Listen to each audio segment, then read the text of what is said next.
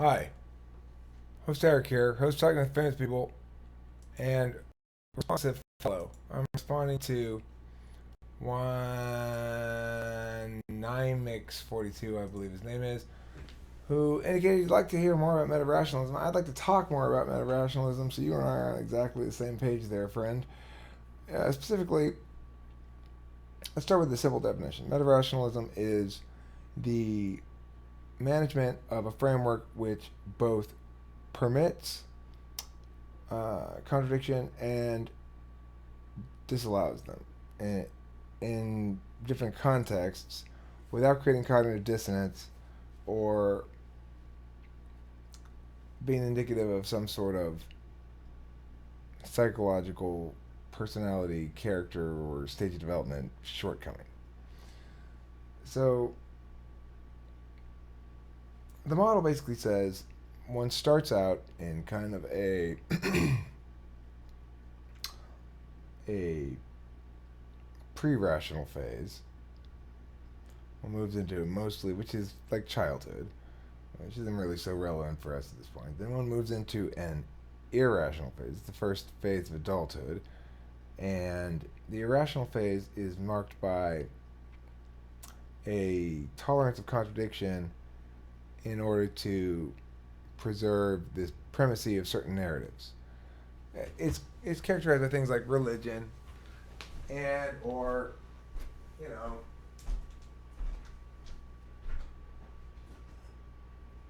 basically anything that doesn't require consistency of itself or finds consistency in and of itself without requiring itself to adhere to normal TI standards. So that kind of stuff is irrational worldview. The worldview that says I'm going to filter through this even when it produces contradictions because I don't require the filter.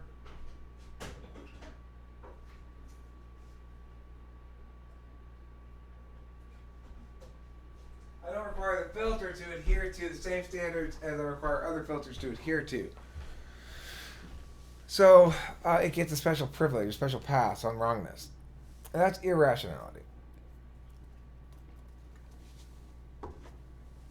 What often happens and what adolescents and college students sometimes mistake for a destination in terms of intellect is the rejection of irrational modalities and the replacement of them with rational modalities, namely those that are scrutiny driven. They're not so interested then in finding out what's true as they are in finding out what doesn't sustain merit. And that's where the argumentation aspect of rational thinking, reason, and such comes into play. It's basically introverted thinking or reasoning, internal logics, conditionality web management is a matter of argumentation rather than of decision making. And so the rational part period is marked primarily by a mastery of argumentation or being guided by the the the slopes of argumentation. Certain arguments have a much steeper slope to go up because they run afoul of certain existing things, yada yada yada. It's complicated to explain, but basically the rational period is a period of believing you're working towards finding the right arguments to explain shit. And if you master the rational period, almost nobody ever does, but if you do, then basically what that means is you can win all the arguments if you want to, and you're probably attached to a lot of positions. When I was in the rational phase, I probably hadn't. I probably didn't quite have it tapped out yet. There's probably still a little bit more room for me, but not much. I pretty much mastered rationality, the art of negating that which is claimed, and or reducing it to mush.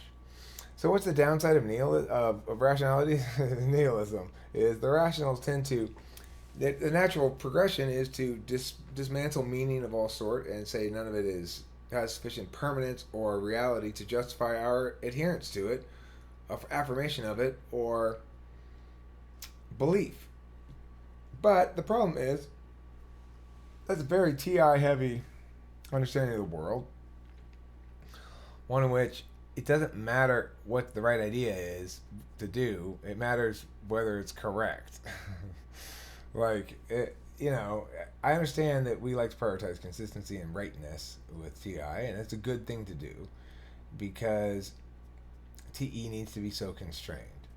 However, we also need to realize that certain things necessitate a TESE kind of perspective on the world. One of those is this issue of nihilism, rationality, and irrationality. So, nihilism is what happens when you scrutinize everything. You don't have any solid ground to stand on. You have no meaning except for the meaning of the process of scrutiny and dismantling. That's all your meaning. You can attain on that level, and you hold up as a shining example of the ultimate virtue, the unwillingness to allow imperfection to stand. But of course, that's not how the world works. So you might not like the fact that people affirm religious belief in a way that seems to defy the rules of consistency checking system, TI. You say, but it doesn't check out. We can't use this. This is a bad egg. We can't use it. It doesn't check out. Well, sure, but it's not an egg. You're using an egg testing machine on that banana, and it is a bad egg because it's not an egg. It's a banana, and bananas are not very good eggs. So that's the problem with the TI approach when dealing with the irrational.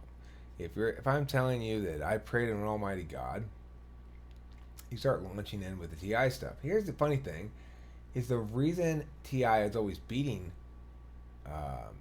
God in arguments is because everybody's missing the point, right? That TI will say, oh, you pray to a God? So, okay, so if God exists, then wait, who said God exists? I didn't. I said I pray to an almighty God. But if you pray to something, it must exist, right? I didn't make that claim. You can make that claim if you like. But it's true though, right? I don't know. I didn't make that claim. I mean, I'm not answering it. Not I don't know. I'm not answering the question because I didn't make the claim. I don't need to defend it. I don't need to make it. I don't need to defend a claim I didn't make. Sorry. But if you're praying to God, then He must exist, right? What? But why? Who put you in charge of rules making it conditional on some affirmation of existence of something in order to do something called praying? Why do I have to do that first? Is there a mind police that comes around and makes sure I did that first, or what? I don't get it. This is meta rationality, because what I'm saying is I'm going to engage in the behaviors of magical thinking. I'm going to engage in some of the frameworks of magical thinking as a means of bridging the gap between intuition and logic. Intuition tells me the world functions as it functions. Intuition tells me, I don't know why, but right there, yeah. Intuition tells me now's the time, or now's not the time, or whatever. Intuition tells me this is a good thing, I should grab it. If it's too hard to grab, intuition tells me, fuck it, grab something else.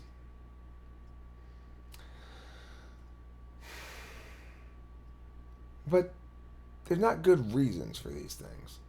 Not really. We can come up with good stories to justify them. We can come up with good stories to explain why we did them even. Do those stories accurately represent why we actually did them? Not really. They represent an approximation or in a way in which we can process the event into our respective narratives, more importantly. And that's a good thing to do. But it doesn't actually explain why it is we did something. Probably, we don't know why we did it. It just would have played out that way. And then we shape it after the fact. If you're an ENTP, that's how it goes. Now, ENTJs may be able to tell you very clearly why they did something. Maybe executing a plan. But of course, taking that approach to reality means that you can't do this. And you can't be me. You can't be an ENTP and also be planny. They're you can't be me. You can't be extrovert intuition. You can't be any other ENTP if you are planny. If you're planny, then your brain is accustomed to spending its time doing planning, and as a consequence, it's then spending its time executing the plan. My brain is accustomed to spending the time making up the plan and the thing simultaneously as I go. Much more efficient. Much less precise, but much more efficient. So, in that regard, expert intuition is like TE, and introverted thinking is kind of in contrast with it and causes it problems. So, anyhow, the meta rational is one then who has bridged that contradiction with a meta framework.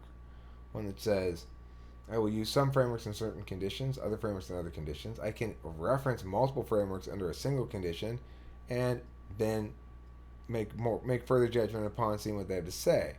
I have to acknowledge that whatever frameworks I use to understand something, whatever frameworks I use to argue something, that's not why I'm actually doing shit. And that the reason why I'm actually doing shit is kind of a mystery that I'll probably never get to know the answer to. I suspect that it's so much of a confluence of things that it's impossible to narrow causally down to a reason for things regarding just about anything. But I'd also posit that the need to causally reduce something to a reason is much less significant than the need to proactively define identity narratives with your reasons. And so that's where the focus should be. And that's why I ascribe to meta-rationalism as a modality instead of rationalism, or of course irrationalism, or childhood, non-rational. I mean, I guess, yeah, it goes non-rational, irrational, rational, I suppose. Anyway, and then meta-rational. I'd also add that if you want to talk about leadership qualities, in my mind, what makes somebody fit to lead a group are a couple of things. One, meta-rationality. Two, core competence, meaning an embrace of vulnerability and of accountability. Three, I would argue, is a prioritization of negation for group policy. That is to say, first we negate all that fails to meet up to the minimum standard, which is high, and we don't question we don't try to even fix shit that we negate because it's we can come back with it reinvented, reborn, but not we don't try to fix shit that doesn't meet the minimum criteria. And we know what those minimum criteria are through TI. We have to have group leadership be run by TI because group leadership needs to, first and foremost, do no harm. Ideally, all of human agency would operate under the principle of the Hippocratic Oath, do no harm, first and foremost, meaning do no lasting harm. It doesn't mean it doesn't mean you can't do something that stings if you're a doctor. Oh, don't insert him with that needle. It'll sting. It'll do him harm. That's not the harm. That's not the measure of harm, right? So I may smack some people down occasionally in ways that are actually helpful, but it makes them sting. And then other times I might smack people down in ways that are actually harmful, and I shouldn't do it. And so a good leader is going to have to be able to be very particular about knowing those lines and walking them precisely and taking accountability anytime he missteps and trying to make right whatever damage he may have done in the process. So basically, I'm saying about a leadership kind of role in life, it requires one to be meta-rational, to be fit to lead, in my opinion. It requires one to be meta-rational, core confidence. It requires a prioritization of negation over affirmation. Again, in that capacity, not in other capacities in life, not in all capacities.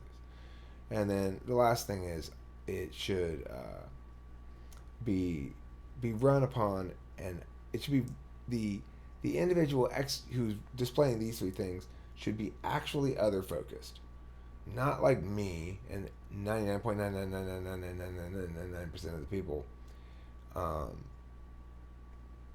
who's driven to the core, first and foremost, beyond all else, by self-interest of some sort or another. And one might argue that everybody is. I kind of agree that everybody is, but I actually think, and I don't think this person exists. I don't think this person. Maybe like Jesus was this person or something. But to be successful at being really fit to lead, you need to additionally have a genuine